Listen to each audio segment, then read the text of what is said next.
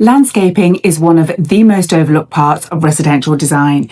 It's often treated as something decorative, added on at the end of a build to soften the house or improve curb appeal. But historically, it wasn't always treated as an afterthought. Every architectural style carries its own underlying logic, not just in its proportions or materials, but also in its intent. And traditionally, the landscaping followed that same logic. What's changed today is that those connections have been lost. Homes can be built in one style and landscaped in another entirely, although it's often driven these days by what the landscaping company want to install rather than anything specific to the home itself. And the result affects how the home is perceived, often preventing the architecture from fully reading the way it was originally intended. So in today's video, we're going to do a deep dive into several of the most common architectural styles and review what the landscaping should be. And hopefully you'll see what an incredible difference it makes when the landscaping actually supports the architecture as it was intended to do. One of the clearest examples of this relationship is colonial architecture, where the landscaping, just like the house, is built around formality and control. In terms of layout, the focus is on symmetry. There's a very strong central access, often with a straight path to the front door, which is paired with plantings that mirror itself on either side. So just like the architecture, you should be able to draw a straight line down the middle of the home, flip it, and you should have identical landscaping on either side. The planting itself is controlled and consistent, kept low or evenly spaced to reinforce the rhythm of the facade. Lines are straight, spacing is deliberate and measured, and nothing feels arbitrary. The goal here isn't variety, it's balance. The planting palette is restrained. We're talking boxwoods, low evergreen shrubs, and repeatable varieties that are used consistently rather than mixed. Colour is used sparingly and typically introduced in a controlled way, often through seasonal flowers, so it complements the home rather than competing with it. Even the lawn plays a role. It's not just an open space. It acts as a kind of visual frame, allowing the symmetry of the house to read clearly, even from across the street. Overall, colonial landscaping is about symmetry, order, and formality, where every element supports the architecture rather than competes with it.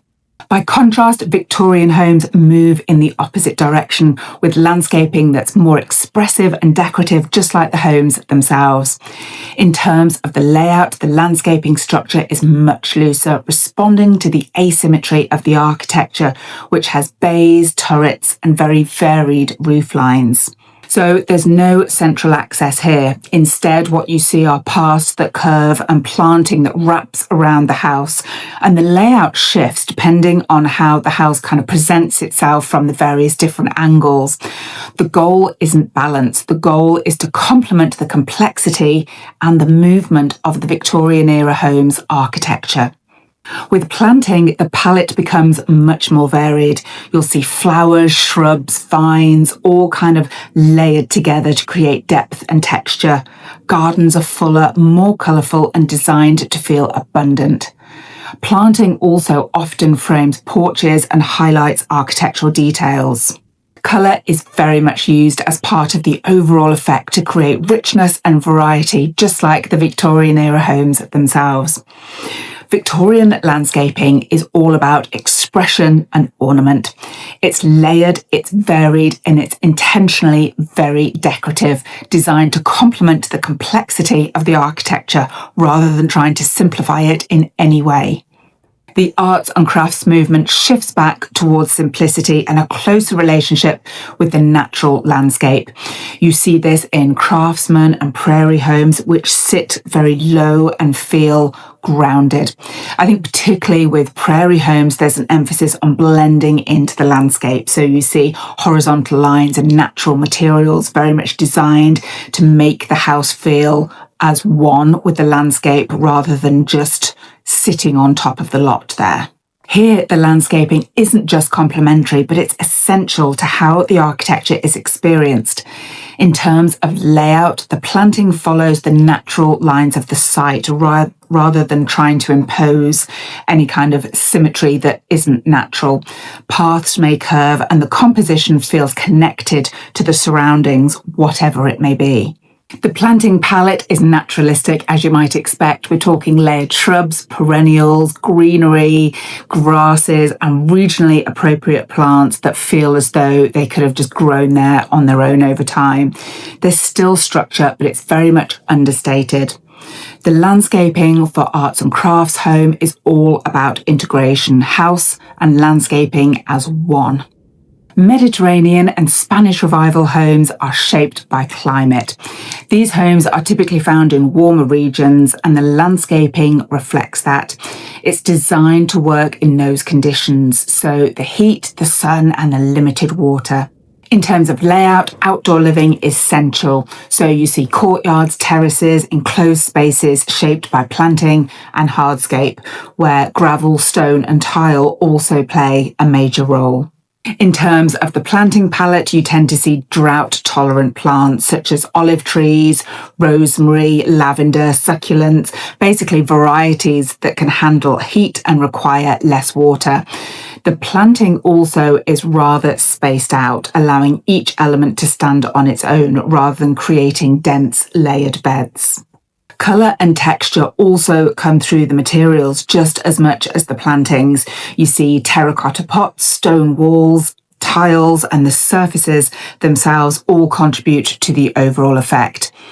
Mediterranean and Spanish Revival landscaping is about working with the environment, creating spaces suited to climate as well as lifestyle. French provincial homes take a more refined approach where symmetry is expressed in a more decorative way, and this is one of those styles where the landscaping plays a critical role because the architecture itself is more understated and relies on the balance between structure and softness. In terms of layout, symmetry is central with structured, often patterned arrangements. You'll see low hedges defining spaces and introducing subtle geometry. In terms of planting, the structure becomes more expressive.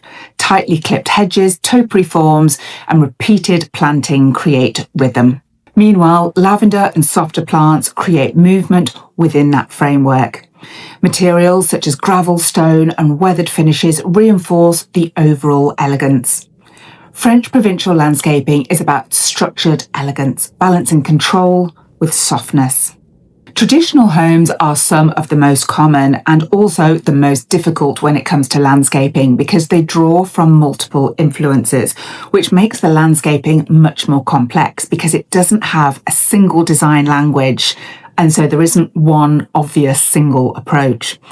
In terms of layout, the goal is usually to create a sense of balance rather than enforcing a more strict sense of symmetry. It needs to feel appropriate to the house as a whole, taking cues from whichever influence is stronger rather than applying a rigid formula. In terms of planting, the same principles apply. The palette should be cohesive and restrained, even if it draws from different styles. Repetition becomes important, using a limited number of plants to create consistency rather than introducing too much variety. The challenge with traditional homes is that they sit between styles, so the landscaping has to resolve that. And I think it's about finding a point of balance, bringing together different influences in a way that still feels intentional and unified. And I'm mindful with traditional homes, I haven't gone into too much detail in terms of the layout or these specific plants, but I really think it depends on the major influence of each individual traditional home and making a judgment call based on that. Modern farmhouse is one of the most popular styles today, and also I think one of the most frequently mismatched when it comes to landscaping. The architecture is restrained, clean lines, simple forms, and the landscaping really should reflect that. In terms of layout, simplicity is key. Simple, well-defined planting areas are used to create a clear structure to the front of the home. But not every space is filled. There isn't much density with modern farmhouse planting. There's openness and plants are used selectively. You may occasionally see simple planter beds or a small kitchen garden as a nod to the farmhouse origins, but they're usually kept pretty minimal and placed intentionally rather than becoming a real dominant feature. A limited planting palette works best. We're talking grasses, simple shrubs, and architectural plants like boxwoods and evergreens. Repetition and spacing are also important, allowing each element to stand on its own. Overall, modern farmhouse landscaping should feel calm, controlled, and cohesive, exactly like the architecture itself. Finally, modern and contemporary homes are very intentional, and the landscaping should reflect that. In terms of layout, the structure and geometry is precise. Flower beds align with the architecture, and planting reinforces those lines, parallel to walls, framing key views, or emphasizing horizontal or vertical elements. Hardscaping also plays a major role. You'll see large paved areas, grid paving, and defined surfaces. And water as well may be introduced as a simple reflective feature.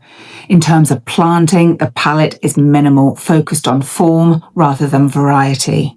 Plants are spaced apart and used selectively, with materials like concrete, steel, and stone also shaping the space. Ultimately, modern and contemporary landscaping is about precision and intent, with everything working together as part of a cohesive overall design.